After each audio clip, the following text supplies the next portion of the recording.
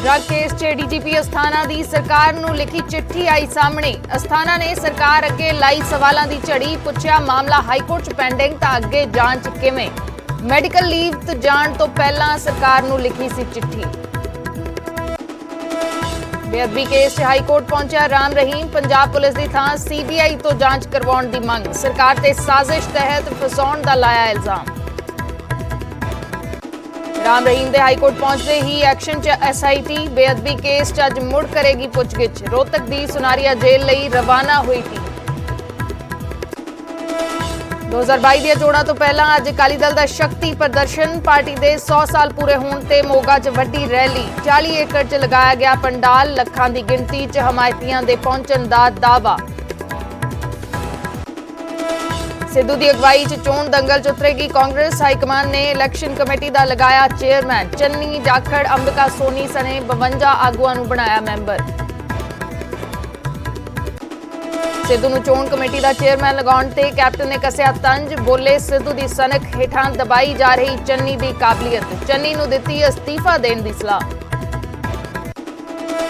2022 ਦੀਆਂ ਚੋਣਾਂ ਲਈ बीजेपी ने भी खिंची तैयारी। अज लुधियाना च सूबे भर के अहुदेदारां दी वड्डी बैठक। गजेंद्र शेखावत की अगवाई च बनेगी रणनीति। कल फिर पंजाब आउणगे केजरीवाल। जलंधर च कढणगे तिरंगा यात्रा। परसों बादलों के गढ़ लंबी च भरनगे हुंकार। पंजाब कैबिनेट की अज अहम बैठक। कई फैसलों ते लग सकती है मोहर। बैठक तो पहला संगरूर दौरे ते मुख्यमंत्री चन्नी। किसान आगू जगजीत सिंह डल्लेवाल का वीडियो वायरल। कहा किसान जथेबंदियों नूं बाहरों आए करोड़ों रुपए, पर मैं हाथ उठा के कह सकदा एक पैसा भी नहीं मंगवाया। नाल ही कीता दावा साडे चों कई मुख मंत्री बनन नूं काले। न्यूज़ 18 पंजाब ते मिस यूनिवर्स हरनाज कौर संधू का सब तो पहला इंटरव्यू। कहा क्राउन जित के इंडिया नाल कीता वादा निभाया। सब तो पहला पंजाब जाके करांगी रब दा शुकराना।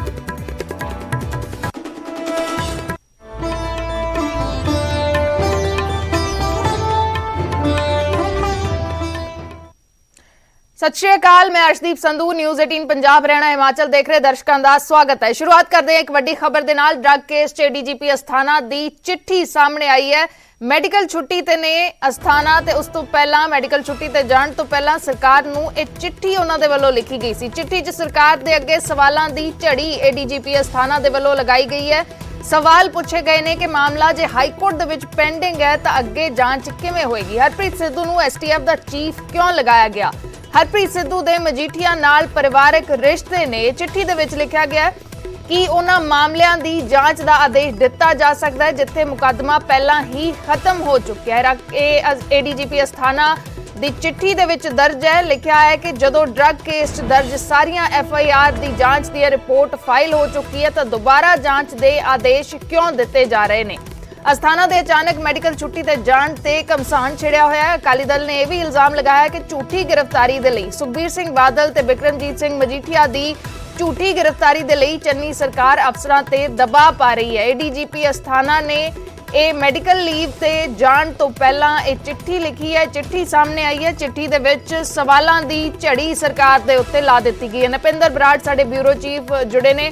नपिंदर, किवें देखिया जावे इस चिट्ठी नूं? सवाल तो पहला ही चुके जा रहे सी, इस नूं भी बड़े डिफरेंट तरीके दे नाल देखिया जा रहा सी कि सरकार दे अफसर छुट्टी ते चले गए ने। अकाली दल ने इल्जाम लाए सी कि अफसरां दे उत्ते दबाव पाया जा रहा है कि झूठे केस पाए जाण सुखबीर बादल ते बिक्रम मजीठिया दे उत्ते। तां इस चिट्ठी नूं हुण किवें देखिया जाएगा? देखो, जिस तक बीमारी की गल अस्थाना होरां दी तो उन्होंने एक तस्वीर भी नाल जिहड़ी है सामने आई सी, तो वाकई बीमार ने, इस गल दे विच कोई दो राय नहीं, वो एडमिट ने। दूजी गल देखो, अकाली दल लगातार सवाल चुक रहा है। अकाली दल ने पहले कहा सी कि साडे कोले अफसर दस रहे ने कि बिक्रम मजीठिया नूं अंदर देण दे लई मजबूरी जिहड़ी पैदा की जा रही है, अफसरां दे दबाव बनाया जा रहा है। पर अफसर ਤਾਂ ਹੀ ਉਹਨਾਂ ਕਿਹਾ ਕਿ ਦੇਖੋ ਅਫਸਰਾਂ ਦੇ ਤਬਾਦਲੇ ਕਿਉਂ ਹੋ ਰਹੇ ਨੇ। ਉਹਨਾਂ ਕਿਹਾ ਕਿ ਅਫਸਰਾਂ ਦੇ ਤਬਾਦਲੇ ਇਸ ਲਈ ਹੋ ਰਹੇ ਨੇ ਕਿ ਅਫਸਰ ਇਹਨਾਂ ਦੇ ਮੁਤਾਬਕ ਕੰਮ ਕਰਨ ਲਈ ਤਿਆਰ ਨਹੀਂ, ਕਿਉਂਕਿ ਨਜਾਇਜ਼ ਕੰਮ ਉਹ ਨਹੀਂ ਕਰ ਸਕਦੇ, ਐਸਾ ਅਕਾਲੀ ਦਲ ਕਹਿੰਦਾ। ਤਾਂ ਦੇਖੋ ਜਿਸ ਤਰ੍ਹਾਂ ਅਸਥਾਨਾ ਹੋਰਾਂ ਦੀ ਚਿੱਠੀ ਸਾਹਮਣੇ ਆਈ ADGP ਦੀ, ਤਾਂ ਬੜੇ ਵੱਡੇ ਗੰਭੀਰ ਸਵਾਲ ਨੇ ਕਿ ਆਖਿਰ ਸਰਕਾਰ ਲਗਾਤਾਰ ਬੈਕਫੁੱਟ ਤੇ ਆ ਰਹੀ ਹੈ। ਪਹਿਲਾਂ ਕਿਹਾ ਜਾ ਰਿਹਾ ਸੀ, ਚਾਹੇ ਸੁਖਿੰਦਰ ਰੰਧਾਵਾ ਹੁਣ ਜਦੋਂ ਕੈਪਟਨ ਅਮਰਿੰਦਰ ਸਿੰਘ ਗ੍ਰਹਿ ਮੰਤਰੀ ਸੀ, ਮੁੱਖ ਮੰਤਰੀ ਸੀ, ਤਾਂ ਸੁਖਿੰਦਰ ਰੰਧਾਵਾ ਕਹਿੰਦੇ ਸੀ ਕਿ ਸਰਕਾਰ ਚਾਹਵੇ ਤਾਂ 1 ਦਿਨ ਦੇ ਵਿੱਚ ਅੰਦਰ ਕੀਤਾ ਜਾ ਸਕਦਾ। ਤਾਂ ਦੇਖੋ ਹੁਣ ਜਦੋਂ 2 ਮਹੀਨੇ ਦੇ ਕਰੀਬ ਸਮਾਂ ਹੋ ਜਾਏ ਤਾਂ ਫਿਰ ਅਕਾਲੀ ਦਲ ਕਹਿੰਦਾ ਕਿ ਕੀ ਗੱਲ ਕਾਰਵਾਈ ਹੋਈ ਕਿਉਂ ਨਹੀਂ। ਫਿਰ ਅਕਾਲੀ ਦਲ ਹਾਈ ਕੋਰਟ ਦੇ ਵਿੱਚ ਵੀ ਗਿਆ ਕਿ ਜਿਸ ਤਰ੍ਹਾਂ ਦੀ, ਕਿਉਂਕਿ ਅਕਾਲੀ ਦਲ ਨੇ ਇਲਜ਼ਾਮ ਲਾਇਆ ਸੀ ਕਿ ਇਸ ਤਰ੍ਹਾਂ ਦੇ ਹਾਲਾਤ ਬਣ ਰਹੇ ਨੇ ਕਿ ਅਕਾਲੀ ਦਲ ਨੂੰ ਨਿਸ਼ਾਨਾ ਬਣਾਉਣ ਦੀ ਕੋਸ਼ਿਸ਼ ਕੀਤੀ ਜਾ ਰਹੀ ਹੈ, ਬਿਕਰਮ ਮਜੀਠੀਆ ਜਾਂ ਸੁਖਬੀਰ ਬਾਦਲ ਨੂੰ ਨਿਸ਼ਾਨਾ ਬਣਾਉਣ ਦੀ ਕੋਸ਼ਿਸ਼ ਕੀਤੀ ਜਾ ਰਹੀ ਹੈ। ਔਰ ਦੇਖੋ ਜਿਸ ਤਰ੍ਹਾਂ ਅਸਥਾਨਾ ਹੋਰਾਂ ਦੀ ਚਿੱਠੀ ਆ, ਉਸਨੇ ਕਈ ਸਵਾਲ ਖੜੇ ਕਰ ਦਿੱਤੇ ਨੇ। ਦੇਖੋ ਹਰਪ੍ਰੀਤ ਸਿੱਧੂ ਹੋਰਾਂ ਨੂੰ ਲੈ ਕੇ ਸਵਾਲ ਖੜਾ ਕਰ ਦਿੱਤਾ। ਹਾਲਾਂਕਿ ਹਰਪ੍ਰੀਤ ਸਿੰਘ ਸਿੱਧੂ ਇਸ ਗੱਲ ਦੇ ਵਿੱਚ ਕੋਈ ਦੋ ਰਾਏ ਨਹੀਂ ਕਿ ਬਿਕਰਮ ਮਜੀਠੀਆ ਦੇ ਰਿਸ਼ਤੇਦਾਰ ਨੇ, ਪਰ ਉਹਨਾਂ ਦੋਨਾਂ ਧਿਰਾਂ ਦੇ ਵਿੱਚ ਕਿਤੇ ਨਾ ਕਿਤੇ ਜਿਸ ਤਰ੍ਹਾਂ ਦੇ ਪਿਛਲੇ ਸਮੇਂ ਕੁੜੱਤਣ ਸਾਹਮਣੇ ਆਈ ਉਹ ਵੀ ਛੁਪੀ ਨਹੀਂ ਹੈ। ਤਾਂ ਜੇ ਇਹਦੇ ਵਿੱਚ ਹੁਣ ਇਹ ਉਹਨਾਂ ਨੇ ਕਿਉਂ ਕਿਹਾ ਜਾਂ ਕੀ ਕਾਰਨ ਨੇ, ਇਹਦੇ ਬਾਰੇ ਤਾਂ ਸਾਰਾ ਦੱਸ ਸਕਦੇ ਨੇ, ਪਰ ਦੋਨਾਂ ਪਰਿਵਾਰਾਂ ਦੀ ਰਿਸ਼ਤੇਦਾਰੀ ਔਰ ਦੋਨਾਂ ਪਰਿਵਾਰਾਂ ਦੀ ਕੁੜੱਤਣ ਇਹ ਦੋਨੇ ਜੱਗ ਜ਼ਾਹਿਰ ਹੋਈਆਂ ਸੀ। ਕਿਉਂਕਿ STF ਦੇ ਵਿੱਚ ਜਿਸ ਵੇਲੇ ਹਰਪ੍ਰੀਤ ਸਿੰਘ ਸਿੱਧੂ ਹੋਰਾਂ ਨੇ ਕਈ ਤਰ੍ਹਾਂ ਦੀਆਂ ਰਿਪੋਰਟਾਂ ਪੇਸ਼ ਕੀਤੀਆਂ ਸੀ, ਤਾਂ ਉਦੋਂ ਉਸ ਤੋਂ ਬਾਅਦ ਜਿਹੜਾ ਹਰਪ੍ਰੀਤ ਸਿੱਧੂ ਹੋਰਾਂ ਦਾ ਤਬਾਦਲਾ ਵੀ ਹੋਇਆ, ਹਾਲਾਂਕਿ ਦੁਬਾਰਾ ਉਹਨਾਂ ਨੂੰ ਚਾਰਜ ਦਿੱਤਾ ਗਿਆ। ਤਾਂ ਕਈ ਸ਼ੰਕੇ ਨੇ ਜਿਹੜੇ ਸ਼ਾਇਦ ਹੋਰ ਗੈਰ ਆ ਗਏ ਨੇ। ਕਈ ਐਸੀਆਂ ਚੀਜ਼ਾਂ ਨੇ ਜਿਨ੍ਹਾਂ ਨੂੰ ਲੈ ਕੇ ਆਮ ਲੋਕਾਂ ਦੇ ਵਿੱਚ ਹੋਰ ਵੀ ਉਲਝਣ ਹੈ ਜਿਹੜੀ ਉਹ ਸਾਹਮਣੇ ਆਏਗੀ ਕਿ ਸਰਕਾਰ ਦੀ ਆਖਿਰ ਕੀ ਮਨਸ਼ਾ ਹੈ ਔਰ ਕੀ ਟੈਕਨੀਕਲੀ ਕੀ ਪੁਆਇੰਟਸ ਨੇ ਔਰ ਅਸਲ ਦੇ ਵਿੱਚ ਇਸ ਰਿਪੋਰਟ ਦੇ ਅੰਦਰ ਕੀ ਹੈ। ਔਰ ਜਿੱਥੋਂ ਤੱਕ ਦੇਖੋ ਹਾਈ ਕੋਰਟ ਨੇ ਕਿਹਾ ਸੀ ਕਿ ਸਵਾਲ ਜ਼ਰੂਰ ਖੜੇ ਹੁੰਦੇ ਨੇ ਨਪਿੰਦਰ, ਜਿਸ ਕਿਸਮ ਦੇ ਸਵਾਲ ਅਸਥਾਨਾ ADGP ਅਸਥਾਨਾ ਨੇ ਚੁੱਕੇ ਨੇ। ਸ਼ੁਕਰੀਆ ਫਿਲਹਾਲ ਪੂਰੀ ਜਾਣਕਾਰੀ ਦੇ ਲਈ। ਤਾਂ ਕਾਫੀ ਘਮਸਾਨ ਮਚਿਆ ਹੋਇਆ ਇਸ ਪੂਰੇ ਮਾਮਲੇ ਦੇ ਉੱਤੇ, ਅਫਸਰਾਂ ਨੂੰ ਲੈ ਕੇ ਘਮਸਾਨ ਮਚਿਆ ਹੋਇਆ ਹੈ। ਹਾਲਾਂਕਿ ADGP ਅਸਥਾਨਾ ਅਸੀਂ ਤਸਵੀਰ ਵੀ ਦਿਖਾ ਰਹੇ ਹਾਂ, ਕੋਈ ਇਸ ਵੇਲੇ ਐਡਮਿਟ ਨੇ, ਲੇਕਿਨ ਇਹ ਚਿੱਠੀ ਜ਼ਰੂਰ ਸਾਹਮਣੇ ਆਈ ਹੈ ਜੋ ਕਿ ਮੈਡੀਕਲ ਲੀਵ ਤੇ ਜਾਣ ਤੋਂ ਪਹਿਲਾਂ ਲਿਖੀ ਹੈ। ਐਡਵੋਕੇਟ ਅਰਸ਼ਦੀਪ ਕਲੇਰ ਅਕਾਲੀ ਦਲ ਤੋਂ ਸਾਡੇ ਨਾਲ ਜੁੜੇ ਨੇ। ਅਰਸ਼ਦੀਪ ਜੀ, ਸਵਾਗਤ ਹੈ ਨਿਊਜ਼ 18 ਪੰਜਾਬ ਤੇ। ਤੁਸੀਂ ਇਸ ਚਿੱਠੀ ਨੂੰ ਕਿਵੇਂ ਦੇਖਦੇ ਹੋ? ਕਿਉਂਕਿ ਸਵਾਲ ਜ਼ਰੂਰ ਚੁੱਕੇ ਗਏ ਨੇ, ਲੇਕਿਨ ਸਵਾਲ ਨਾਲ ਦੀ ਨਾਲ ਇੱਕ ਇਹ ਵੀ ਹੈ ਕਿ ਹਰਪ੍ਰੀਤ ਸਿੱਧੂ ਦੇ ਬਿਕਰਮ ਮਜੀਠੀਆ ਦੇ ਨਾਲ ਰਿਸ਼ਤੇ ਨੇ, ਉਹਨਾਂ ਨੂੰ STF ਚੀਫ ਕਿਉਂ ਲਗਾਇਆ ਗਿਆ, ਵਿੱਚ ਇਹ ਵੀ ਸਵਾਲ ਹੈ। ਆਸ਼ੀ ਜੀ ਦੇਖੋ, ਸਭ ਤੋਂ ਪਹਿਲਾਂ ਤਾਂ ਅਸੀਂ 3 ਪ੍ਰੈਸ ਕਾਨਫਰੰਸਾਂ ਹੁਣ ਤੱਕ ਕਰ ਚੁੱਕੇ, ਔਰ ਜੋ ਕਿਹਾ ਸਰਕਾਰ ਦੇ ਘਟੀਆ ਛੜਯੰਤਰਾਂ ਬਾਰੇ ਅਸੀਂ ਜੋ ਗੱਲਾਂ ਕਹੀਆਂ ਉਹ ਸੱਚ ਸਾਬਤ ਹੋਈਆਂ। ਔਰ ਅੱਜ ਤੁਸੀਂ ਦੇਖੋਗੇ ਕਿ ਜਿਹੜੀ ਅਸਥਾਨਾ ਸਾਹਿਬ ਦੀ ਇਹ ਚਿੱਠੀ ਬਾਹਰ ਆਈ ਹੈ, ਇਹ ਤੋਂ ਇੱਕ ਗੱਲ ਬੜੀ ਸਪਸ਼ਟ ਹੋ ਗਈ ਹੈ ਕਿ ਸਰਕਾਰ ਦਾ ਨਾ ਤਾਂ ਕੋਈ ਜਾਂਚ ਵਾਲੇ ਪਾਸੇ ਨੂੰ ਧਿਆਨ ਹੈ, ਆਪ ਦੇਣਾ ਮਕਸਦ ਹੈ, ਸਿਰਫ ਤੇ ਸਿਰਫ ਇੱਕ ਮਕਸਦ ਹੈ ਕਿ ਕਿਸੇ ਤਰੀਕੇ ਬਿਕਰਮ ਸਿੰਘ ਮਜੀਠੀਆ ਸਾਹਿਬ ਦੇ ਉੱਤੇ ਪਰਚਾ ਦਿੱਤਾ ਜਾਵੇ, ਉਹਨਾਂ ਨੂੰ ਫੜ ਕੇ ਅੰਦਰ ਕੀਤਾ ਜਾਵੇ। ਇਹ ਜਿਹੜਾ ਕੇਸ ਹੈ ਨਾ ਅਰਸ਼ੀ ਜੀ, ਇਹਦੇ 2 ਪਹਿਲੂ ਨੇ। ਇੱਕ ਪਹਿਲੂ ਉਹ ਹੈ ਜਿਹੜਾ ਕੂੜ ਪ੍ਰਚਾਰ ਕੀਤਾ ਜਾ ਰਿਹਾ, ਇੱਕ ਅਸਲੀਅਤ ਹੈ। ਇਹਦੇ ਚ ਇੱਕ CWP 88 ਹੈ 2014 ਦੀ, ਜਿਹੜੀ ਕਿ ਮਾਨਯੋਗ ਹਾਈ ਕੋਰਟ ਦੇ ਜੱਜ ਸਾਹਿਬ ਜਸਟਿਸ ਸੂਰਿਆਕਾਂਤ ਜਿਹੜੇ ਉਸ ਵੇਲੇ ਸੀ ਤੇ P ਬਜੰਤਰੀ ਸਾਹਿਬ, ਉਹਨਾਂ ਨੇ ਉਰੇ ਜਿਹੜੇ 3 ਇਹਦੇ ਚ ਸੀਗੇ, ਇੱਕ ਬਿੱਟੂ ਔਲਖ ਹੈ, ਇੱਕ ਆਪਣਾ ਕੀ ਕਹਿੰਦੇ ਨੇ ਜੀ ਇਹ ਜਿਹੜਾ ਜਗਦੀਸ਼ ਭੋਲਾ ਹੈਗਾ, ਔਰ ਇਹ ਲੋਕ ਇੱਕ ਚਹਿਲ, ਇਹ ਹਾਈ ਕੋਰਟ ਗਏ ਸੀ ਔਰ ਇਹਨਾਂ ਨੇ ਜਾ ਕੇ ਕਿਹਾ ਸੀ ਕਿ ਇਹ ਕੇਸ CBI ਨੂੰ ਦਿੱਤਾ ਜਾਵੇ। ਹਾਈ ਕੋਰਟ ਨੇ ਉਹਨਾਂ ਦੀ ਪਲੀ ਰਿਜੈਕਟ ਕੀਤੀ। ਉਹਨਾਂ ਨੇ ਕਿਹਾ ਕਿ ਨਹੀਂ, ਪੰਜਾਬ ਪੁਲਿਸ ਵਧੀਆ ਇਨਵੈਸਟੀਗੇਸ਼ਨ ਕਰ ਰਹੀ, ਉਹੀ ਕਰੂਗੀ। ਉਸ ਤੋਂ ਬਾਅਦ ਹਾਈ ਕੋਰਟ ਨੇ 3 ਅਫਸਰਾਂ ਦੀ ਇਹਦੇ ਚ ਸਿੱਟ ਬਣਾਈ, ਜਿਹੜੇ ਤਿੰਨੇ IG ਸੀ, IG ਈਸ਼ਵਰ ਸਿੰਘ, ਮੈਡਮ V ਨੀਰਜਾ ਤੇ IG ਨਗੇਸ਼ਵਰ ਰਾਓ ਸਾਹਿਬ, ਔਰ ਉਹਨਾਂ ਨੂੰ ਖਾਸ ਤੌਰ ਤੇ ਆਰਡਰ ਦਿੱਤਾ। ਔਰ ਆਰਡਰ ਦੇ ਵਿੱਚ ਮੈਂਸ਼ਨ ਹੈ ਕਿ ਇਹ ਰੀਵਿਜ਼ਿਟ ਕਰਨਗੇ, ਰੀ ਇਨਕੁਆਇਰ ਕਰਨਗੇ ਤੇ ਰੀ ਇਨਵੈਸਟੀਗੇਟ ਕਰਨਗੇ ਇਸ ਮੈਟਰ ਨੂੰ, ਔਰ ਜੇ ਕੋਈ ਇਹਦੇ ਚ ਗਲਤ ਫਸਾਇਆ ਤਾਂ ਉਹਨੂੰ ਇਨੋਸੈਂਟ ਡਿਕਲੇਅਰ ਕਰਨਗੇ, ਜੇ ਕੋਈ ਬਚ ਗਿਆ ਤਾਂ ਉਹਨੂੰ ਇਹਦੇ ਚ ਦੋਸ਼ੀ ਨਾਮਜ਼ਦ ਕੀਤਾ ਜਾਊਗਾ। ਹੁਣ ਹਾਈ ਕੋਰਟ ਦੀ ਸਿੱਟ ਬਣੀ ਹੈ, ਹਾਈ ਕੋਰਟ ਦੀ ਨਿਗਰਾਨੀ ਹੇਠ ਬਣੀ ਹੈ, ਹਾਈ ਕੋਰਟ ਸੁਪਰਵਾਈਜ਼ ਕਰ ਰਿਹਾ ਹੈ, ਤੇ ਉਹ ਸਿੱਟ ਨੇ 10 ਚਲਾਨ ਪੇਸ਼ ਕੀਤੇ ਨੇ ਇਸ ਕੇਸ ਦੇ ਵਿੱਚ, ਔਰ ਇੱਕ ਵੀ ਚਲਾਨ ਦੇ ਵਿੱਚ ਬਿਕਰਮ ਮਜੀਠੀਆ ਸਾਹਿਬ ਦਾ ਨਾਮ ਨਹੀਂ ਹੈਗਾ। ਔਰ ਆਹੀ ਚੀਜ਼ ਅਸਥਾਨਾ ਸਾਹਿਬ ਨੇ ਵੀ ਆਪਣੀ ਚਿੱਠੀ ਦੇ ਵਿੱਚ ਲਿਖੀ ਹੈ। ਉਹਨਾਂ ਨੇ ਪ੍ਰੋਮੀਨੈਂਟਲੀ 8 ਪੁਆਇੰਟ ਚੱਕੇ ਨੇ ਇਹਦੇ ਵਿੱਚ। ਉਹਨਾਂ ਨੇ ਕਿਹਾ ਕਿ ਜਦੋਂ ਚਲਾਨ ਪੇਸ਼ ਹੋ ਚੁੱਕੇ ਨੇ, ਟ੍ਰਾਇਲ ਖਤਮ ਹੋ ਚੁੱਕੀ ਹੈ, ਮੁਲਜ਼ਮਾਂ ਨੂੰ ਸਜ਼ਾ ਹੋ ਚੁੱਕੀ ਹੈ ਔਰ ਉਹਨਾਂ ਦੀ ਅਪੀਲ ਪੈਂਡਿੰਗ ਹੈ, ਕਈਆਂ ਦੀ ਤਾਂ ਅਪੀਲ ਵੀ ਪੈਂਡਿੰਗ ਨਹੀਂ, ਤਾਂ ਹੁਣ ਇਸ ਕੇਸ ਦੀ ਰੀ ਇਨਵੈਸਟੀਗੇਸ਼ਨ ਕਿੱਦਾਂ ਹੋ ਸਕਦੀ ਹੈ ਹਾਈ ਕੋਰਟ ਦੀ ਬਿਨਾਂ ਪਰਮਿਸ਼ਨ ਤੋਂ। ਦੂਜਾ ਸਵਾਲ ਉਹਨਾਂ ਨੇ ਜਿਹੜਾ ਤੁਸੀਂ ਹਰਪ੍ਰੀਤ ਸਿੱਧੂ ਦੀ ਗੱਲ ਕੀਤੀ ਹੈ ਕਿ ਉਹ ਜਦੋਂ ਰਿਸ਼ਤੇਦਾਰ ਹੀ ਨੇ ਔਰ ਸਭ ਨੂੰ ਪਤਾ ਕਿ ਰਿਲੇਸ਼ਨ ਵਧੀਆ ਨਹੀਂ, ਉਹ ਕਿੱਦਾਂ ਇਹਦੇ 'ਚ ਇਨਵੈਸਟੀਗੇਸ਼ਨ ਕਰ ਸਕਦੇ ਨੇ। ਤੀਜਾ ਸਵਾਲ ਜਿਹੜਾ ਵੱਡਾ ਖੜਾ ਹੋਇਆ ਹੈ ਕਿ ਜਿਹੜਾ AG ਸਾਹਿਬ ਨਵੇਂ ਨੇ, ਕਹਿੰਦੇ ਕਿ ਇਹਨਾਂ ਨੇ ਓਪੀਨੀਅਨ ਦੇਤੀ, ਪਰ ਪਹਿਲਾਂ ਵੀ ਤਾਂ ਉਹਦੇ 'ਚ AG ਦੀ ਇੱਕ ਓਪੀਨੀਅਨ ਪਈ ਔਰ ਹਾਈ ਕੋਰਟ ਨੇ ਜਿਹੜੀ ਹੁਣ ਦੀ ਮੌਜੂਦਾ ਸਰਕਾਰ ਹੈ ਇਹਦੇ ਕਹਿਣ ਤੇ ਵੀ ਰਿਪੋਰਟ ਵਾਪਸ ਕਰਨ ਤੋਂ ਇਨਕਾਰ ਕਰਤਾ। ਇਹ ਸੱਚਾਈ ਦੇ ਪਹਿਲੂ ਨੇ, ਫੈਕਟਸ ਦੇ ਉੱਤੇ ਮੈਂ ਗੱਲ ਕਰ ਰਿਹਾ। ਔਰ ਹੁਣ ਤੁਸੀਂ ਇੱਕ IG ਗੌਤਮ ਚੀਮਾ, ਜਿਹਦੇ ਤੇ ਪਹਿਲਾਂ ਹੀ ਮੈਨੂੰ ਲੱਗਦਾ ਮੋਲੈਸਟੇਸ਼ਨ ਦੇ, ਕਰਪਸ਼ਨ ਦੇ ਚਾਰजेस ਨੇ, ਔਰ CBI ਨੂੰ ਹਾਈ ਕੋਰਟ ਨੇ ਇਨਵੈਸਟੀਗੇਸ਼ਨ ਮਾਰਕ ਕੀਤੀ ਹੈ ਔਰ ਉਹਨਾਂ ਦੇ ਨਾਲ ਦੇ ਸਾਰੇ ADGP ਬਣ ਗਏ, ਉਹ ਇਕੱਲੇ ਹੀ IG ਰਹਿੰਦੇ ਨੇ। ਤੁਸੀਂ ਉਹਨਾਂ ਨੂੰ ਹੁਣ ਲਿਆਉਣਾ ਚਾਹੁੰਦੇ ਹੋ ਲੋਲੀਪੌਪ ਦੇ ਕੇ ਕਿ ਤੁਹਾਨੂੰ ADGP ਬਣਾ ਦਾਂਗੇ, ਤੁਸੀਂ ਪਰਚਾ ਦੇ ਦਿਓ, ਤਾਂ ਤੁਸੀਂ ਦੇਖੋ ਕਿ ਮੈਂ ਤਾਂ ਇਹ ਗੱਲ ਕਹੂੰਗਾ ਕਿ ਅਫਸਰ ਸਾਰੇ ਮਾੜੇ ਨਹੀਂ ਹੁੰਦੇ, ਅਫਸਰਾਂ ਦੀ ਜ਼ਮੀਰ ਜਾਗਦੀ ਹੁੰਦੀ ਹੈ। ਅਸਥਾਨਾ ਸਾਹਿਬ ਨੇ ਦੁੱਧ ਦਾ ਦੁੱਧ ਪਾਣੀ ਦਾ ਪਾਣੀ ਕਰਤਾ। ਉਹਨਾਂ ਨੇ ਕਹਿਤਾ ਜੀ ਪਿਛਲੀ ਵਾਰ ਜਦ ਹਾਈ ਕੋਰਟ ਦੇ ਵਿੱਚ ਸੁਣਵਾਈ ਹੋਈ ਸੀ ਤਾਂ ਇਹ ਚੀਜ਼ ਵੀ ਸਾਫ਼ ਕੀਤੀ ਗਈ ਸੀ ਕਿ ਸਰਕਾਰ ਕਾਰਵਾਈ ਕਰ ਸਕਦੀ ਹੈ। ਤਾਂ ਜੇ ਰੀਇਨਵੈਸਟੀਗੇਸ਼ਨ ਦੀ ਗੱਲ ਹੈ ਜਾਂ ਜਿਹੜੇ ਸਵਾਲ ਅਸਥਾਨਾ ਨੇ ਚੁੱਕੇ ਨੇ ADGP ਅਸਥਾਨਾ ਨੇ, ਕੀ ਉਸ ਦੇ ਵਿੱਚ ਟੈਕਨੀਕਲੀ ਅਸੀਂ ਤੁਹਾਡੇ ਤੋਂ ਸਮਝਣਾ ਚਾਹਾਂਗੇ ਕਿਉਂਕਿ ਤੁਸੀਂ ਵਕੀਲ ਵੀ ਹੋ ਕਿ ਇਹ ਰੀਇਨਵੈਸਟੀਗੇਟ ਹੋ ਸਕਦਾ ਹੈ? ਜੇ ਹੋ ਸਕਦਾ ਹੈ ਤਾਂ ਉਸ ਦੇ ਵਿੱਚ ਕੀ ਹਾਈ ਕੋਰਟ ਦੀ ਪਰਮਿਸ਼ਨ ਚਾਹੀਦੀ ਹੋਏਗੀ? ਜਿਹੜੇ ਸਵਾਲ ADGP ਅਸਥਾਨਾ ਨੇ ਚੁੱਕੇ ਨੇ ਟੈਕਨੀਕਲੀ ਸਮਝਣਾ ਚਾਹਾਂਗੇ। ਅਰਸ਼ੀ ਜੀ ਬੜੀ ਸਪਸ਼ਟ ਗੱਲ ਹੈ ਕਿ ਜਿਹੜੇ ਕੇਸਿਸ ਦੇ ਵਿੱਚ ਇੱਕ ਹਾਈ ਕੋਰਟ ਵੱਲੋਂ ਸਿੱਟ ਬਣਾਈ ਗਈ ਹੋਵੇ ਔਰ ਉਹ ਸਿੱਟ 10 ਚਲਾਨ ਪੇਸ਼ ਕਰ ਚੁੱਕੀ ਹੋਵੇ, ਉਹ 10 ਚਲਾਨਾਂ ਦੇ ਆਧਾਰ ਤੇ ਟ੍ਰਾਇਲ ਕਨਕਲੂਡ ਹੋ ਚੁੱਕੇ ਹੋਣ, ਦੋਸ਼ੀਆਂ ਨੂੰ ਸਜ਼ਾ ਹੋ ਚੁੱਕੀ ਹੋਵੇ ਔਰ ਉਹਨਾਂ ਦੀ ਕਈਆਂ ਦੀ ਅਪੀਲ ਪੈਂਡਿੰਗ ਹੈ, ਕਈਆਂ ਨਹੀਂ ਪੈਂਡਿੰਗ, ਤਾਂ ਉਹਦੀ ਤੁਸੀਂ ਅੱਜ ਦੁਬਾਰਾ ਇਨਵੈਸਟੀਗੇਸ਼ਨ ਕਿੱਦਾਂ ਕਰ ਸਕਦੇ ਹੋ? ਇਹ ਲਾਅ ਦਾ ਪੁਆਇੰਟ ਹੈ। ਜਿਹੜੇ ਸਾਡੇ ਨਵੇਂ AG ਸਾਹਿਬ ਬਣੇ ਨੇ, ਮੈਨੂੰ ਦੁੱਖ ਹੁੰਦਾ ਹੈ ਕਹਿੰਦੇ ਹੋਏ ਕਿ ਉਹ ਕ੍ਰਿਮੀਨਲ ਲਾਅ ਤਾਂ ਉਹਨਾਂ ਨੇ ਕੰਮ ਹੀ ਨਹੀਂ ਕਰਿਆ ਹੈਗਾ। ਸੋ ਮੈਂ ਉਹਨਾਂ ਤੇ ਕੋਈ ਕਮੈਂਟ ਨਹੀਂ ਕਰਨਾ ਚਾਹੁੰਦਾ, ਪਰ ਐਸੀ ਜਿਹੜੀ ਸਥਿਤੀ। ਔਰ ਦੂਸਰੀ ਤੁਸੀਂ ਗੱਲ ਦੇਖੋ, ਇੱਕ ਹੁੰਦਾ ਇੱਕ ਕੇਸ ਦੇ ਵਿੱਚ ਇਨਵੈਸਟੀਗੇਸ਼ਨ ਕਰਨੀ, ਇੱਕ ਹੁੰਦਾ ਹੈ ਕਿ ਤੁਸੀਂ ਘਰੇ ਬਹਿ ਕੇ ਆਪਣੀ ਇੱਕ ਮਨ ਘੜਤ ਕਹਾਣੀ ਘੜ ਲਈ, ਜਿੱਦਾਂ ਇਹਨਾਂ ਨੇ ਘੜ ਰੱਖੀ ਹੈ ਚੰਨੀ ਸਾਹਿਬ, ਸੁੱਖੀ ਰੰਧਾਵਾ, ਇੱਕੋ ਨਵੇਂ ਕੁਲਬੀਰ ਜੀਰਾ MLA ਔਰ ਸੋਹਤਾ ਸਾਹਿਬ, ਕਿਉਂਕਿ ਹੁਣ ਤਾਂ ਅਸਥਾਨਾ ਸਾਹਿਬ ਕਹਿ ਰਹੇ ਨੇ ਨਾ ਕਿ ਮੈਂ ਵੱਡੇ ਖੁਲਾਸੇ ਕਰੂੰਗਾ ਇਹਨਾਂ ਬਾਰੇ। ਜਦੋਂ ਤੁਸੀਂ ਘਰੇ ਬਹਿ ਕੇ ਇੱਕ ਆਪਣੇ ਆਪ ਇੱਕ ਮਨ ਘੜਤ ਕਹਾਣੀ ਘੜ ਲਈ, ਫਿਰ ਤੁਹਾਡਾ ਇਨਸਾਫ ਦੇਣ ਵਾਲੇ ਪਾਸੇ ਕੋਈ ਮਨ ਨਾ ਹੋਇਆ। ਤੁਹਾਡਾ ਤਾਂ ਇੱਕੋ ਮਨ ਹੈ, ਕਿਉਂਕਿ ਪਤਾ ਹੈ ਕਿ ਗੁਟਕਾ ਸਾਹਿਬ ਚੱਕ ਕੇ ਲੋਕਾਂ ਨਾਲ ਵਾਅਦੇ ਪੂਰੇ ਕੀਤੇ ਨਹੀਂ। ਲੋਕ ਹੁਣ ਪਿੰਡਾਂ ਸ਼ਹਿਰਾਂ 'ਚ ਵੜਨ ਨਹੀਂ ਦਿੰਦੇ, ਸੋ ਕਿਸੇ ਤਰੀਕੇ ਕਿਸੇ ਨੂੰ ਝੂਠਾ ਸੱਚਾ ਫਸਾ ਦਈਏ ਤੇ ਅਸੀਂ ਕਹਿ ਦਈਏ ਜੀ ਅਸੀਂ ਕਾਰਵਾਈ ਕਰਤੀ। ਪਰ ਮੈਂ ਫੇਰ ਦੁਬਾਰਾ ਕਹਿਣਾ, ਕੋਈ ਵੀ ਪੁਲਿਸ ਅਫਸਰ ਜਿਹਦੀ ਜ਼ਮੀਰ ਲੱਗਦੀ ਹੈ, ਜਿਹੜੇ ਡਿਊਟੀ ਕਰਦੇ ਨੇ, ਉਹ ਇਹਨਾਂ ਦੇ ਗਲਤ ਕੰਮਾਂ 'ਚ ਹਾਮੀ ਨਹੀਂ ਭਰਦੇ। ਅਫਸਰ ਬੜੇ ਚੰਗੇ ਨੇ, ਇਹ ਨਹੀਂ ਮੈਂ ਕਹਿੰਦਾ ਕਿ ਸਾਰੇ ਮਾੜੇ ਨੇ, ਬਹੁਤ ਚੰਗੇ ਅਫਸਰ ਵੀ ਨੇ ਔਰ ਆਪਣੀ ਜ਼ਿੰਮੇਵਾਰੀ ਸਮਝਦੇ ਨੇ। ਉਹਨਾਂ ਨੂੰ ਪਤਾ ਕਿ ਸਰਕਾਰ ਉਹਨਾਂ ਤੋਂ ਗਲਤ ਕੰਮ ਕਰਾਉਣਾ ਚਾਹੁੰਦੀ ਹੈ, ਗਲਤ ਕੰਮ ਕਰਨ ਵਾਲੇ ਪਾਸੇ ਨੂੰ ਕੋਈ ਅਫਸਰ ਨਹੀਂ। ਮੈਂ ਤਾਂ ਇੱਕ ਅਰਸ਼ੀ ਜੀ ਤੁਹਾਡੇ ਚੈਨਲ ਤੇ ਕਹਿਣਾ ਕਿ ਜਿਹੜੇ ਅਸਥਾਨਾ ਸਾਹਿਬ ਨੇ 8 ਸਵਾਲ ਖੜੇ ਕੀਤੇ ਨੇ ਆਪਣੀ ਰਿਪੋਰਟ ਦੇ ਵਿੱਚ, ਉਹ 8 ਸਵਾਲਾਂ ਦਾ ਪਹਿਲਾਂ ਸਰਕਾਰ ਦੇ ਐਡਵੋਕੇਟ ਜਨਰਲ ਲੀਗਲ ਜਵਾਬ ਦੇ ਦੇਣ, ਮੈਟਰ ਉੱਥੇ ਸੈਟਲ ਹੋ ਜਾਊਗਾ ਸਾਰਾ। ਉਹਨਾਂ ਨੇ 8 ਸਵਾਲ ਜਿਹੜੇ ਕਰੇ ਨੇ, ਪਹਿਲਾਂ ਤਾਂ AG ਆਫਿਸ ਲਿਖਤੀ, ਉਹ 8 ਸਵਾਲਾਂ ਦਾ ਜਵਾਬ ਦੇ ਦੇ। ਮੈਨੂੰ ਲੱਗਦਾ ਦੁੱਧ ਦਾ ਦੁੱਧ ਪਾਣੀ ਦਾ ਪਾਣੀ ਉੱਥੇ ਹੋ ਜਾਊ, ਅੱਗੇ ਜਾਣ ਦੀ ਲੋੜ ਹੀ ਨਹੀਂ ਪੈਣੀ ਕਿਸੇ ਨੂੰ। ਜੀ ਚਲੋ ਸ਼ੁਕਰੀਆ ਅਰਸ਼ਦੀਪ ਜੀ ਜੁੜਨ ਦੇ ਲਈ। ਤਾਂ ਅਕਾਲੀ ਦਲ ਦਾ ਇਲਜ਼ਾਮ ਉਹੀ ਹੈ ਕਿ ਦਬਾਅ ਪਾਇਆ ਜਾ ਰਿਹਾ ਹੈ ਅਫਸਰਾਂ ਦੇ ਉੱਤੇ, ਸੁਖਬੀਰ ਸਿੰਘ ਬਾਦਲ, ਬਿਕਰਮਜੀਤ ਸਿੰਘ ਮਜੀਠੀਆ ਦੇ ਉੱਤੇ ਝੂਠੇ ਪਰਚੇ ਕਰਨ ਦੇ ਲਈ ਜਾਂ ਫਿਰ ਉਹਨਾਂ ਦੀ ਗ੍ਰਿਫਤਾਰੀ ਦੇ ਲਈ ਇਹ ਦਬਾਅ ਪਾਇਆ ਜਾ ਰਿਹਾ ਤੇ ਕਹਿ ਰਹੇ ਨੇ ਕਿ ਉਹੀ ਸਵਾਲ ADGP ਅਸਥਾਨਾ ਨੇ ਆਪਣੀ ਚਿੱਠੀ ਦੇ ਵਿੱਚ ਲਿਖੇ ਨੇ। ਹਾਲਾਂਕਿ ਅਸਥਾਨਾ ਦੇ ਅਚਾਨਕ ਮੈਡੀਕਲ ਛੁੱਟੀ ਤੇ ਜਾਣ ਤੇ ਘਮਸਾਨ ਛਿੜਿਆ ਸੀ, ਲੇਕਿਨ ਅਸੀਂ ਤਸਵੀਰਾਂ ਵੀ ਵਾਰ-ਵਾਰ ਦਿਖਾ ਰਹੇ ਹਾਂ ਕਿ ADGP ਅਸਥਾਨਾ ਮੈਡੀਕਲ ਲੀਵ ਤੇ ਨੇ, ਉਹ ਐਡਮਿਟ ਨੇ ਇਸ ਵੇਲੇ। ਲੇਕਿਨ ਇਹ ਚਿੱਠੀ ਉਹਨਾਂ ਦੀ ਪਹਿਲਾਂ ਦੀ ਚਿੱਠੀ ਜਿਹੜੀ ਹੈ ਉਹ ਸਾਹਮਣੇ ਆਈ ਹੈ, ਜੋ ਸਰਕਾਰ ਨੂੰ ਮੈਡੀਕਲ ਲੀਵ ਤੇ ਜਾਣ ਤੋਂ ਪਹਿਲਾਂ ਲਿਖੀ ਗਈ ਹੈ। ਸਵਾਲਾਂ ਦੀ ਝੜੀ ਲਗਾ ਦਿੱਤੀ ਹੈ ਸਰਕਾਰ ਦੇ ਉੱਤੇ। ਉਹਨਾਂ ਨੇ ਆਪਣੀ ਚਿੱਠੀ ਦੇ ਵਿੱਚ ਪੁੱਛਿਆ ਹੈ ਕਿ ਜੇ ਮਾਮਲਾ ਹਾਈ ਕੋਰਟ 'ਚ ਪੈਂਡਿੰਗ ਹੈ, ਡਰੱਗ ਕੇਸ ਦੀ ਅਸੀਂ ਗੱਲ ਕਰ ਰਹੇ ਹਾਂ, ਜੇ ਮਾਮਲਾ ਹਾਈ ਕੋਰਟ 'ਚ ਪੈਂਡਿੰਗ ਹੈ ਤਾਂ ਅੱਗੇ ਜਾਂਚ ਕਿਵੇਂ ਹੋ ਸਕਦੀ ਹੈ?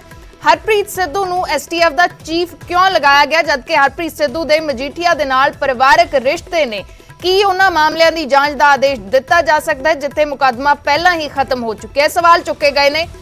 ਜਦੋਂ ਡਰੱਗ ਕੇਸ 'ਚ ਦਰਜ ਸਾਰੀਆਂ FIRs ਦੀ ਜਾਂਚ ਦੀ ਰਿਪੋਰਟ ਫਾਈਲ ਹੋ ਚੁੱਕੀ ਹੈ ਤਾਂ ਦੁਬਾਰਾ ਜਾਂਚ ਦੇ ਆਦੇਸ਼ ਕਿਉਂ ਦਿੱਤੇ ਜਾ ਰਹੇ ਨੇ? ਸਵਾਲ ਖੜੇ ਕੀਤੇ ਨੇ ADGP ਅਸਥਾਨਾ ਨੇ, ਜਿਸ ਨੂੰ ਲੈ ਕੇ ਹੁਣ ਅਕਾਲੀ ਦਲ ਫਿਰ ਤੋਂ ਸਵਾਲ ਚੁੱਕ ਰਿਹਾ। ਕਹਿ ਰਹੇ ਨੇ ਕਿ ਜੋ ਚੀਜ਼ਾਂ ਅਸੀਂ ਕਹਿ ਰਹੇ ਸੀ ਕਿ ਅਫਸਰਾਂ ਤੇ ਦਬਾਅ ਪਾਇਆ ਜਾ ਰਿਹਾ ਹੈ, ਉਹ ਇਸ ਚਿੱਠੀ ਤੋਂ ਸਾਫ਼ ਹੁੰਦਾ ਹੈ।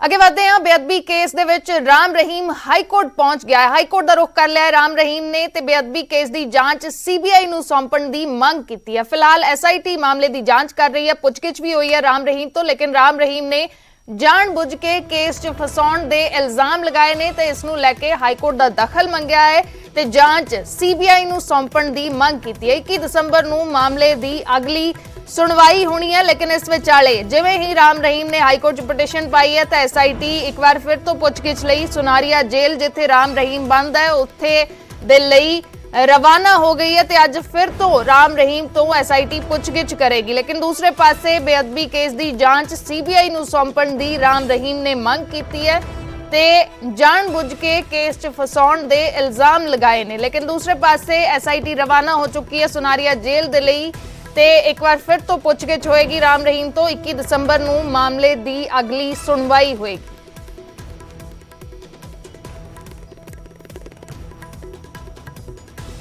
ਬੇਅਦਬੀ ਮਾਮਲੇ ਦੇ ਵਿੱਚ ਪਹਿਲੀ ਵਾਰ ਰਾਮ ਰਹੀਮ ਤੋਂ ਪੁੱਛਗਿੱਛ ਹੋਈ ਸੀ ਤੇ ਉਸ ਤੋਂ ਬਾਅਦ ਹੁਣ ਰਾਮ ਰਹੀਮ ਨੇ ਹਾਈ ਕੋਰਟ ਦਾ ਰੁਖ ਕੀਤਾ ਹੈ, ਹਾਈ ਕੋਰਟ ਦਾ ਦਖਲ ਮੰਗਿਆ ਹੈ। ਕਿਹਾ ਹੈ ਕਿ ਜਾਂਚ ਸੀਬੀਆਈ ਨੂੰ ਸੌਂਪੀ ਜਾਵੇ।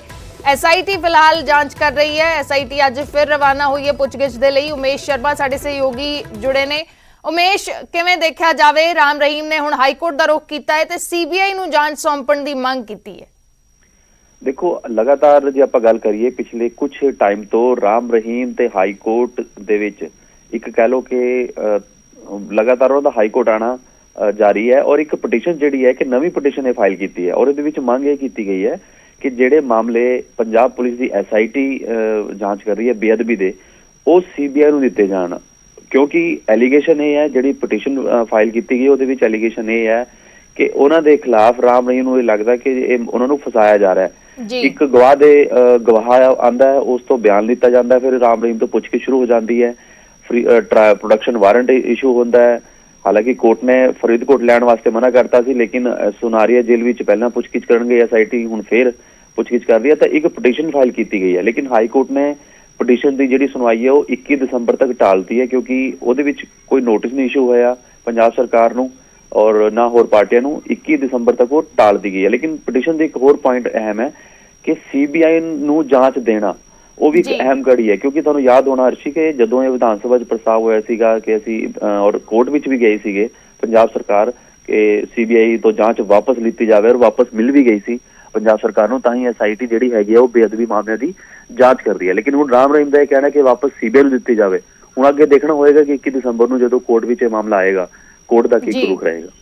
ਜੀ ਸ਼ੁਕਰੀਆ ਉਮੇਸ਼ ਪੂਰੀ ਜਾਣਕਾਰੀ ਦੇ ਲਈ। ਤਾਂ ਐਸਆਈਟੀ ਫਿਲਹਾਲ ਇਸ ਮਾਮਲੇ ਦੀ ਜਾਂਚ ਕਰ ਰਹੀ ਹੈ। ਸਭ ਤੋਂ ਵੱਡਾ ਅਸੀਂ ਕਹਿ ਸਕਦੇ ਹਾਂ ਕਿ ਇਸ ਵੇਲੇ ਮਸਲਾ ਪੰਜਾਬ ਦੇ ਵਿੱਚ ਬਣਿਆ ਹੋਇਆ ਬੇਅਦਬੀ ਕੇਸ ਨੂੰ ਲੈ ਕੇ ਸਭ ਤੋਂ ਜ਼ਿਆਦਾ ਘਮਸਾਨ ਚਰਚਾ ਜਿਹੜੀ ਹੈ ਉਹ ਪੰਜਾਬ ਦੇ ਵਿੱਚ ਛਿੜੀ ਹੋਈ ਹੈ ਤੇ ਇਸ ਵਿਚਾਲੇ ਰਾਮ ਰਹੀਮ ਤੋਂ ਪਹਿਲੀ ਵਾਰ ਇਸ ਕੇਸ ਦੇ ਵਿੱਚ ਪੁੱਛਗਿੱਛ ਕੀਤੀ ਗਈ ਸੀ ਪਿਛਲੇ ਦਿਨਾਂ ਦੇ ਵਿੱਚ ਤੇ ਇੱਕ ਵਾਰ ਫਿਰ ਐਸਆਈਟੀ ਰੁਕ ਕਰ ਰਹੀ ਹੈ। ਅੱਜ ਸੁਨਾਰੀਆ ਜੇਲ੍ਹ ਦਾ ਇੱਕ ਵਾਰ ਫਿਰ ਤੋਂ ਪੁੱਛਗਿੱਛ ਹੋਏਗੀ, ਲੇਕਿਨ ਇਸ ਵਿਚਾਲੇ ਰਾਮ ਰਹੀਮ ਨੇ ਹਾਈ ਕੋਰਟ ਤੋਂ ਦਖਲ ਮੰਗਿਆ ਹੈ। ਫਿਰ ਤੋਂ ਸੀਬੀਆਈ ਨੂੰ ਜਾਂਚ ਸੌਂਪਣ ਦੇ ਲਈ ਪਟੀਸ਼ਨ ਪਾਈ ਗਈ ਹੈ ਕਿ ਸੀਬੀਆਈ ਨੂੰ ਜਾਂਚ ਸੌਂਪੀ ਜਾਵੇ। ਇਲਜ਼ਾਮ ਲਗਾਏ ਨੇ ਕਿ ਉਹਨਾਂ ਨੂੰ ਕੇਸ 'ਚ ਜਾਣਬੁੱਝ ਕੇ ਫਸਾਉਣ ਦੀ ਕੋਸ਼ਿਸ਼ ਕੀਤੀ ਜਾ ਰਹੀ ਹੈ।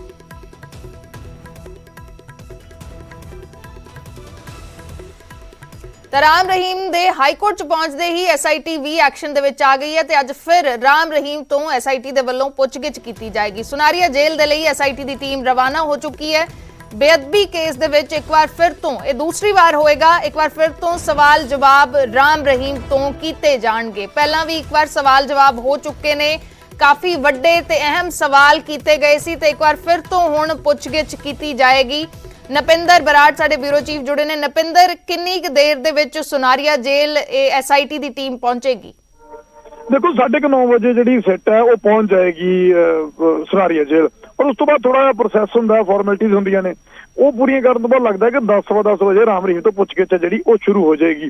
ਔਰ ਪਿਛਲੀ ਵਾਰ ਵੀ ਕਿਉਂਕਿ 114 ਸਵਾਲ ਰਾਮ ਰਹੀਮ ਨੂੰ ਕੀਤੇ ਗਏ ਸੀ, ਹਾਲਾਂਕਿ 40 ਕੁ ਸਵਾਲ ਲਿਖੇ ਗਏ ਸੀ, ਉਸ ਤੋਂ ਬਾਅਦ ਜਿਹੜੇ ਕਾਊਂਟਰ ਕੁਐਸਚਨ ਹੁੰਦੇ ਨੇ ਉਹ ਕੀਤੇ ਗਏ ਤੇ 114 ਸਵਾਲ ਪੁੱਛੇ ਗਏ ਸੀ। ਉਹ ਸਾਰੀ ਜਾਣਕਾਰੀ ਨਿਊਜ਼ 18 ਦੇ ਚੁੱਕਿਆ, ਪਰ ਕਈ ਸਵਾਲਾਂ ਦੇ ਜਵਾਬ ਰਾਮ ਰਹੀਮ ਲਗਾਤਾਰ ਗੋਲਮੋਲ ਕਰ ਰਿਹਾ, ਯਾਨੀ ਜਿਹੜੀ ਜਾਂਚ ਹੈ ਉਹ ਸਿਰੇ ਤੱਕ ਨਹੀਂ ਪਹੁੰਚ ਸਕੀ। ਤਾਂ ਕਈ ਸਵਾਲਾਂ ਦੇ ਜਵਾਬ ਲੈਣੇ ਵਾਲੇ ਉਸ ਤੋਂ ਲਾਜ਼ਮੀ ਨੇ। ਹਾਲਾਂਕਿ ਡੇਰੇ ਦੇ ਵਿੱਚ ਵੀ ਜਾ ਕੇ ਪੜਤਾਲ ਕੀਤੀ ਗਈ ਸਿੱਟ ਦੇ ਵੱਲੋਂ ਔਰ ਡੇਰੇ ਦੇ ਹੋਰ ਮੈਂਬਰਾਂ ਤੋਂ ਪੁੱਛਗਿੱਛ ਕੀਤੀ ਗਈ, ਪਰ ਕਈ ਤਾਰ ਜਿਹੜੇ ਨੇ ਉਹ ਰਾਮ ਰਹੀਮ ਤੱਕ ਜਾ ਕੇ ਜੁੜਦੇ ਨੇ ਔਰ ਰਾਮ ਰਹੀਮ ਤੱਕ ਜਾ ਕੇ ਰੁਕ ਜਾਂਦੇ ਨੇ। ਤੇ ਇਸ ਕਰਕੇ ਉਹਨਾਂ ਸਵਾਲਾਂ ਦੇ ਜਵਾਬ ਲੈਣ ਦੇ ਲਈ ਸਿੱਟ ਹੈ ਜਿਹੜੀ ਉਹ ਦੁਬਾਰਾ ਰਵਾਨਾ ਹੋਈ ਹੈ। ਥੋੜੀ ਦੇਰ ਤੱਕ ਕਹਿ ਸਕਦੇ ਕਿ 9:30 ਵਜੇ ਸੁਨਾਰੀਆ ਜਿਹੜੀ ਟੀਮ ਹੈ ਜਿਹੜੀ ਪਹੁੰਚ ਜਾਏਗੀ ਔਰ ਉਸ ਤੋਂ ਬਾਅਦ ਪੁੱਛਗਿੱਛ ਦਾ ਸਿਲਸਿਲਾ ਫਿਰ ਤੋਂ ਸ਼ੁਰੂ ਹੋਵੇਗਾ ਔਰ ਫਿਰ ਸਾਰੀ ਜਾਣਕਾਰੀ ਦੇਣ ਦੀ ਕੋਸ਼ਿਸ਼ ਕਰਾਂਗੇ ਕਿ ਅੱਜ ਕੀ ਪੁੱਛ ਪੜਤਾਲ ਹੋਈ ਹੈ, ਕੀ ਸਵਾਲ ਜਵਾਬ ਹੋਏ ਨੇ। ਜੀ ਸ਼ੁਕਰੀਆ ਨਪਿੰਦਰ ਪੂਰੀ ਜਾਣਕਾਰੀ ਦੇ ਲਈ। ਤਾਂ ਤਕਰੀਬਨ 9:30 ਵਜੇ ਐਸਆਈਟੀ ਦੀ ਟੀਮ ਸੁਨਾਰੀਆ ਜੇਲ੍ਹ ਪਹੁੰਚ ਜਾਏਗੀ। ਥੋੜਾ ਪ੍ਰੋਸੈਸ ਹੋਏਗਾ, ਕਾਗਜ਼ੀ ਕਾਰਵਾਈ ਹੋਏਗੀ ਤੇ ਉਸ ਤੋਂ ਬਾਅਦ ਇੱਕ ਵਾਰ ਫਿਰ ਸਵਾਲ ਜਵਾਬ ਦਾ ਸਿਲਸਿਲਾ ਰਾਮ ਰਹੀਮ ਦੇ ਨਾਲ ਸ਼ੁਰੂ ਹੋਏਗਾ। ਪਿਛਲੀ ਵਾਰ 40 ਸਵਾਲ ਤਿਆਰ ਕਰਕੇ ਲੈ ਕੇ ਗਏ ਸਨ, ਲੇਕਿਨ 100 ਤੋਂ ਜ਼ਿਆਦਾ ਸਵਾਲ ਪੁੱਛੇ ਗਏ। ਕਈਆਂ ਦੇ ਜਵਾਬ ਰਾਮ ਰਹੀਮ ਨੇ ਦਿੱਤੇ, ਕਈਆਂ ਦੇ ਨਹੀਂ ਦਿੱਤੇ। ਤਾਂ ਅੱਜ ਇੱਕ ਵਾਰ ਫਿਰ ਤੋਂ ਪੁੱਛਗਿੱਛ ਹੋਏਗੀ। ਸੈਟੀਸਫੈਕਟਰੀ ਲੱਗਦਾ ਹੈ ਕਿ ਨਹੀਂ ਲੱਗਿਆ ਐਸਆਈਟੀ ਨੂੰ, ਤੇ ਇੱਕ ਵਾਰ ਫਿਰ ਤੋਂ ਸਵਾਲ ਜਵਾਬਾਂ ਦਾ ਸਿਲਸਿਲਾ ਸ਼ੁਰੂ ਹੋਏਗਾ। ਆਪਣੀ ਰਿਪੋਰਟ ਸੌਂਪਣ ਤੋਂ ਪਹਿਲਾਂ ਦੂਸਰੀ ਵਾਰ ਰਾਮ ਰਹੀਮ ਤੋਂ ਪੁੱਛਗਿੱਛ ਕਰਨ ਦੇ ਲਈ ਐਸਆਈਟੀ ਦੀ ਟੀਮ ਰਵਾਨਾ ਹੋ ਚੁੱਕੀ ਹੈ।